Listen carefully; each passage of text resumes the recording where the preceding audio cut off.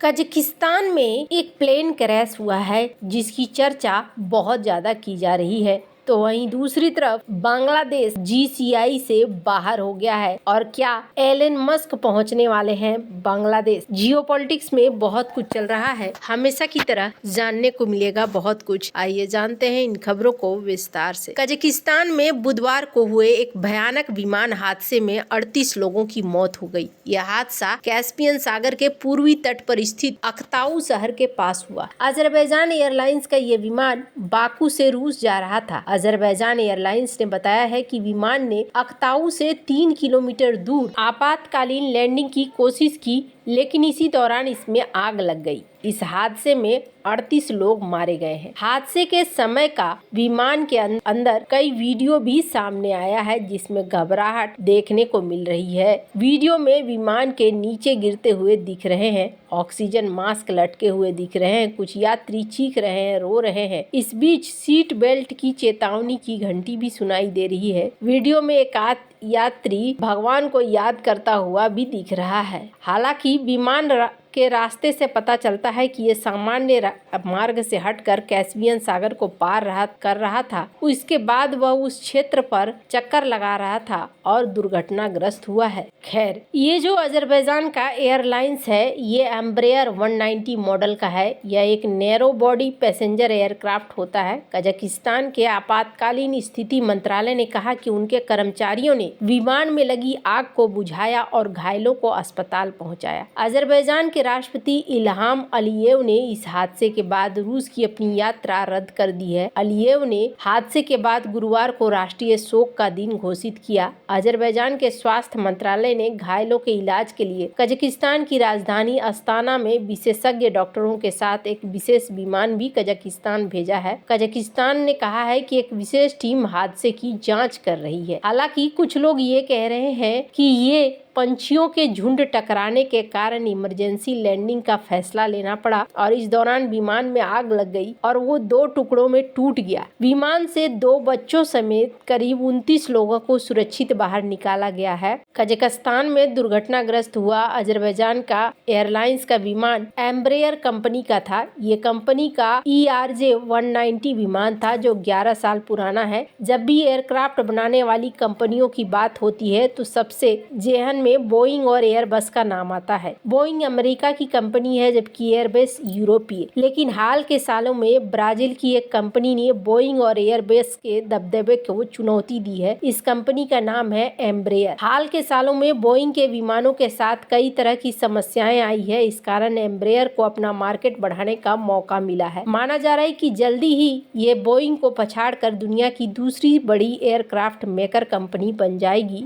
इसकी वजह यह है कि अमेरिका की कई बड़ी एयरलाइन कंपनियां भी अब एम्ब्रेयर के विमान खरीद रही हैं। इतना ही नहीं, सिंगापुर एयरलाइंस समेत दुनिया भर की कई एयरलाइंस भी एम्ब्रेयर के विमानों पर दांव लगा रही है। भारतीय वायुसेना को मीडियम ट्रांसपोर्ट एयरक्राफ्ट की आपूर्ति के लिए एम्ब्रेयर ने इस साल फरवरी में महिंद्रा से हाथ मिलाया था। अभी भारतीय एयरलाइन कंपनियां, चार्टर्ड कंपनियां और डिफेंस फोर्सेज के पास 44 एम्ब्रेयर विमान है। कंपनी भारत में मैन्युफैक्चरिंग प्लांट लगाने के लिए सरकार और दिग्गज कंपनियों से बातचीत कर रही है। इसकी वजह यह है कि देश में अगले कुछ सालों में विमानों की मांग में काफी तेजी आने की उम्मीद है। एम्ब्रेयर की स्थापना 19 अगस्त 1969 को हुई थी। कंपनी के ब्रांड्स में EMB, ERJ, लीगेसी, LR, फेनोम और प्रिएटोर भी शामिल है। जहां एक तरफ ये सब कुछ चल रहा है, वहीं दूसरी तरफ बांग्लादेश की स्थिति एक अलग ही लेवल पर जाती हुई दिख रही है। जहां भारत के साथ रिश्ते खराब तो हो ही रहे हैं, पर यहाँ देखने को मिल रहा है इनकी अपनी स्थिति भी कुछ अच्छी नहीं हो रही है।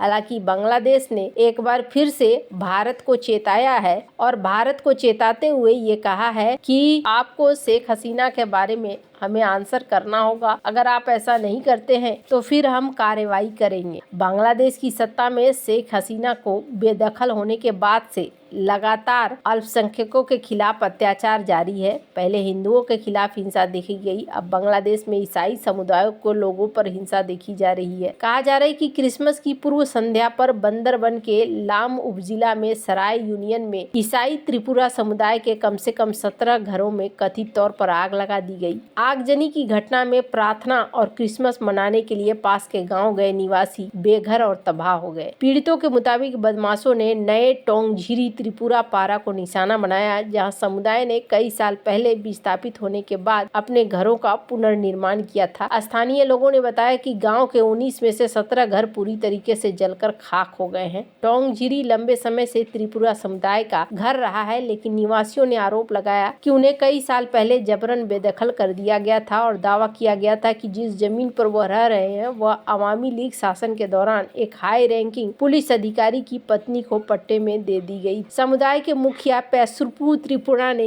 आउटलेट को बताया कि हम 3 या 4 पीढ़ियों से यहाँ रह रहे हैं। खुद को एस आदमी बताने वाले लोगों के एक ग्रुप ने हमें 4-5 साल पहले बेदखल कर दिया था। अवामी लीग सरकार गिरने के बाद समुदाय वापस लौट आया और अपने घरों का पुनर्निर्माण किया। यहाँ की रहने वाली गुंगा मनी त्रिपुरा का भी घर जला दिया गया है। उन्होंने अपनी पीड़ा साझा करते हुए कहा कि हमारे घर पूरी तरीके से जलकर राख हो गए हैं, हम कुछ भी नहीं बचा पाए। आज हमारा सबसे खुशी का दिन होना चाहिए था, लेकिन ये किसी बुरे सपने की तरह है। हम अपराधियों के खिलाफ कड़ी सजा की मांग करते हैं। सराय यूनियन परिषद के अध्यक्ष एमडी इदरीस ने घटना की पुष्टि भी की। हालांकि बांग्लादेश में इन चीजों का फर्क फिलहाल पड़ नहीं रहा है, पर हाँ, इकोनॉमी पे असर जरूर दिख रहा है। इसी बीच इन्होंने इन्वेस्टमेंट के लिए एक बड़ा आयोजन करने की बात कही है और इस आयोजन में ये कहा जा रहा है कि एलन मस्क आ सकते हैं। हालांकि एलन मस्क को लेकर बड़े बड़े दावे किए गए, पर यहाँ पर अब देखने को मिल रहा है कि पुष्टि की गई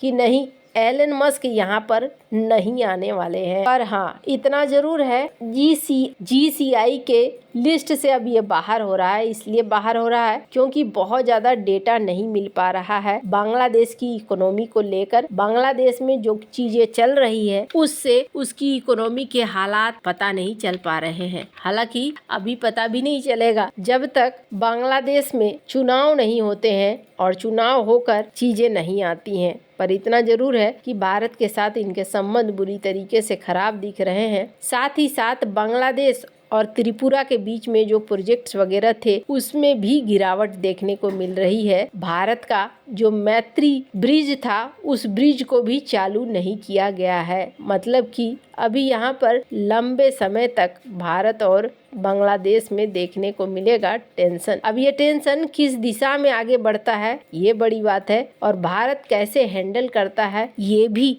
एक बड़ी चुनौती भारत की होगी। फिलहाल के लिए तो भारत यहाँ इन्हें चावल भेज रहा है और इनकी पहली शिपमेंट यहाँ पर पहुँच रही है। अभी भारत की तरफ से शेख हसीना को भेजे जाने को लेकर कुछ भी नहीं कहा गया है। वैसे आपको क्या लगता है, भारत को क्या करना चाहिए? कमेंट कर अपनी राय जरूर बताएं। जल्द मिलते हैं अगले वीडियो में नई खबर के साथ।